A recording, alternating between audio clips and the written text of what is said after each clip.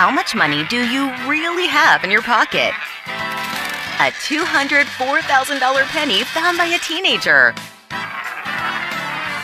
A $10,000 coin found in a Cheerios box. And an $18,000 penny found by one of our viewers. The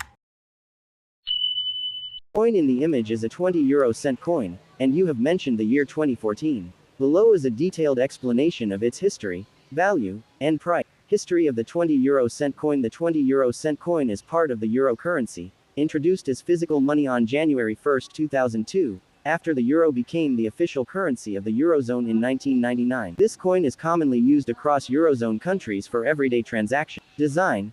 Common reverse side. The reverse side of the coin, shown in the image, was designed by Belgian artist Luc. A map of Europe with 12 stars symbolizing the European Union. Vertical lines representing unity and cooperation among EU nations. National obverse side. Obverse design varies depending on the country of issue, showcasing cultural or historical themes significant to the issuing nation. The coin is made of Nordic gold, 89% copper, 5% aluminum, 5% zinc, and 1% tin, an alloy that gives it its distinctive golden color and durability. Weight, 5.74 grams.